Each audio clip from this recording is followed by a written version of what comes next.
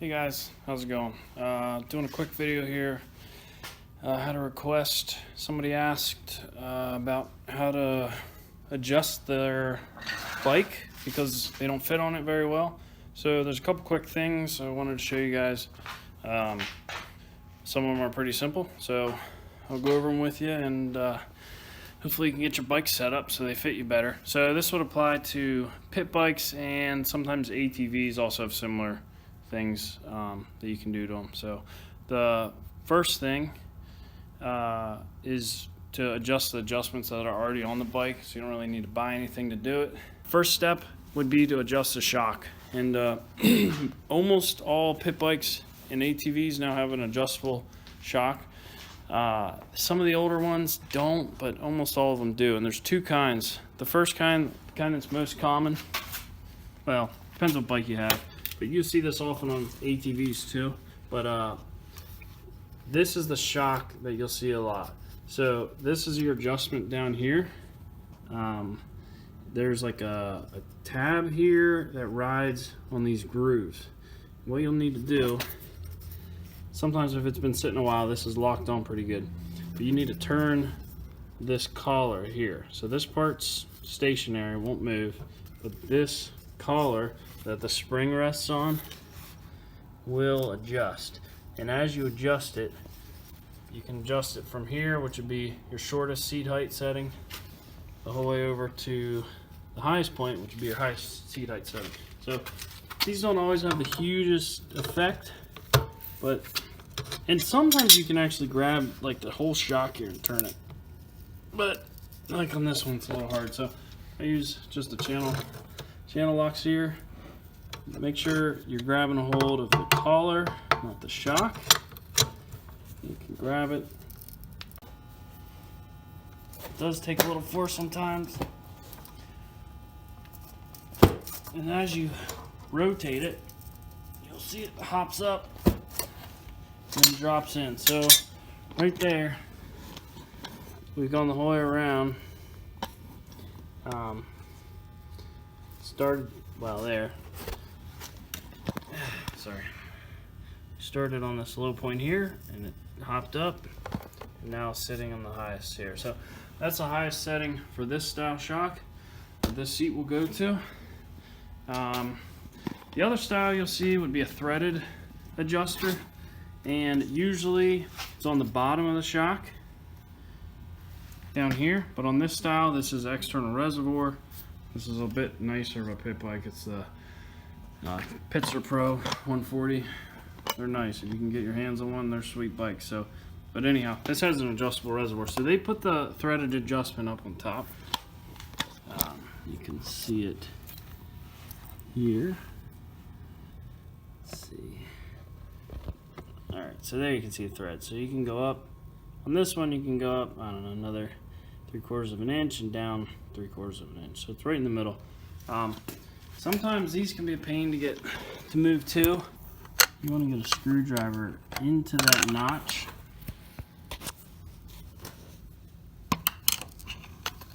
and then tap on it with a hammer, and that'll rotate it around. So I'll see if I can get a view here for you.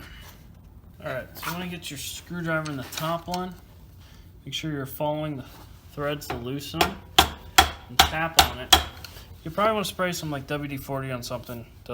Like dirt gets jammed up in the threads, so this can get hard to turn. This is definitely a lot easier if it's on the bottom. You can wipe the threads off, you can clean them off real good. It's a lot easier. This is like up in the frame here, which makes it a pain. So you can see as I tap that, it turns. And after it gets loose, sometimes you can turn it by hand. Yeah, this one's still pretty hard, but anyhow, then once the top one's unlocked from the bottom, you can adjust the bottom. So like on this one, I can probably turn the whole shock. This shock, you can often you can just spin the whole shock. You grab a hold, and that top plate will move with it. So see how this plate here is spinning with it. If that's not spinning, you'll have to grab that or tap that. I mean, it takes if you have to tap this around with a screwdriver, you're gonna be here a while. So it's nice to be able to get a hold of it with something. This is part of the pain of doing it with the top mount. When the screws are on the bottom here, it's a lot easier. So like with the Tao DB10, the screwed section is on the bottom. It's much easier to rotate because you can grab right here. You can put a wrench on it if you have to. Even like a pipe wrench will work. You just, you know, if you want it to look nice, you got to be careful what you grab it with. But yeah, so that's how to adjust the shock. The next easiest way, I mean, without spending any money, the next way to make the bike feel a little bigger would be to rotate your handlebars. So sometimes from the factory, these handlebars are leaning towards the bike, and you can rotate them out a little bit, and this does affect the handling. So you want to do it a little bit, ride it, see if you like it. If you put them out too far, the bike will handle real strange. So if you rotate them farther forward, they handle a lot nicer while you're doing a wheelie. But when you're trying to corner and stuff with the front wheel on the ground, it's a little bit harder. So I like, for a happy medium, if you follow the fork up here, you can see the angle of the handlebar is a little bit front. It's not crazy front, just slightly out of parallel. So this one, this I don't know, Chinese bike, whatever it is, follow that up. The handlebars aren't, they're like almost parallel, so I could rotate that forward. And all that'll do, when you're riding on it, you got your knees up here, and you're turning, and they're hitting. If you rotate it a couple inches farther forward, you need a little more space there. The next way you can fix that would be to buy bigger handlebars. So you can either get handlebar risers. So these are the risers that come on this. You can see how short they are. On the Pitster Pro from the factory, they have tall risers, but you can buy these. They bolt onto your triple, and you bolt that on, and that distance there would raise your handlebars up, and it just makes the bike feel like a bigger bike. It's not gonna obviously affect the seat height at all, but feels like, yeah, I mean, the Pitster Pro is set up for an adult, so they have the tall bars and the tall seat, which I'll get to here in a second. But you can also get taller handlebars where this length, so this is already longer than the XR50 would be.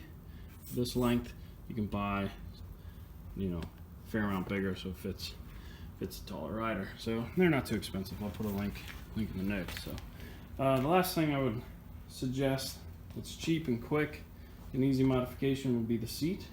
So a lot of the pit bikes will have this style seat, which is how the XR50s are from the factory.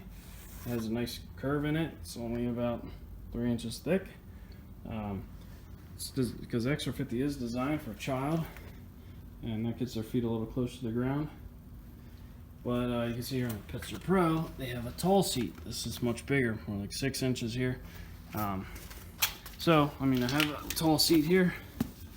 You can install these pretty quick. They're pretty easy to put on. Backwards. So yeah, that would go on there, and you can see it raises your seat up another couple inches there. So with the tall bars, the tall seat, you know, it'll feel like a different bike. So before I forget, after you adjust this, if you have the double collar, remember to tighten this collar back onto this. So you're going to turn it until it hits it, and then tap it a couple times with a screwdriver to get it on tight. That way it won't change itself while you're riding, while the bike's vibrating. And it'll stay right where you set it. So yeah, so those are what, 3-4 quick easy methods to make your bike easier to ride if you're tall or short. Yeah, I mean, beyond that, you got to start spending a little money. You can buy aftermarket shocks that are longer, you can buy aftermarket forks that are longer, but yeah, you're definitely talking spending more money here. So if you have an ATV, like a little one, well, even some of the bigger ones, you will see they have the same adjustment. This is just a little, I don't even know who makes this one, a Vanti. I just picked this one up. So yeah, they have a similar adjustment. So if you want to raise it up a little bit, or whatever, for your kid, you can do that. But yeah, so This will be in a video coming soon. I gotta get that running. Maybe we'll do a top speed run on this. So, and also I just ordered a nitrous kit, so we're gonna throw that onto some of these bikes and see what it'll do. So that should be fun. Anyhow, I'll put links for handlebars, seat, risers, whatever else good deals I can find in the notes. Yeah, if you click the link, helps me out. So yeah,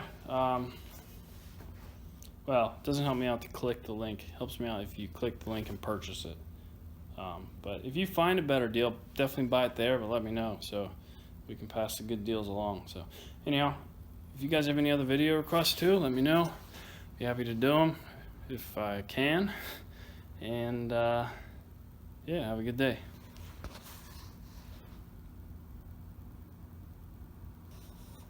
I feel like maybe I should end with like a burnout or something. I haven't started these bikes for a while, but kind of feel like this was a long, boring video. So I can get this seat to mount up right.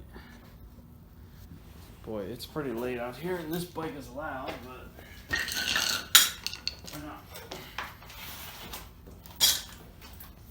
First, we gotta see if it starts.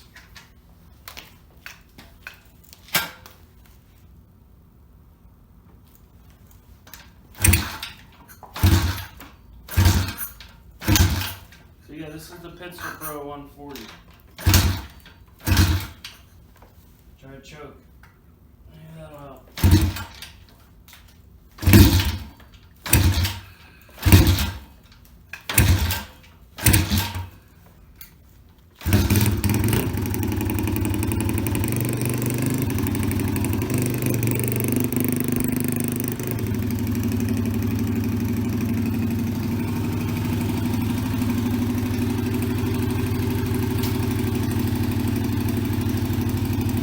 My good bike, so we'll let it warm up for a second here.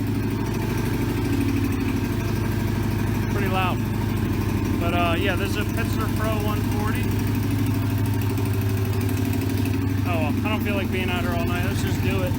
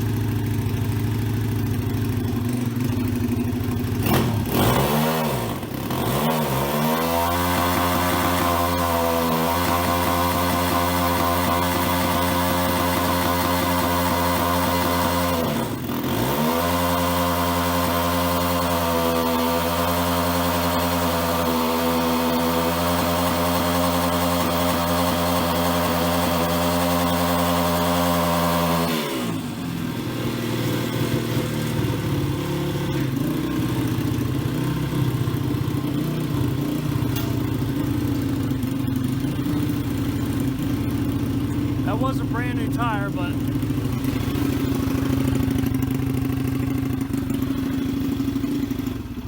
yeah, thanks for watching.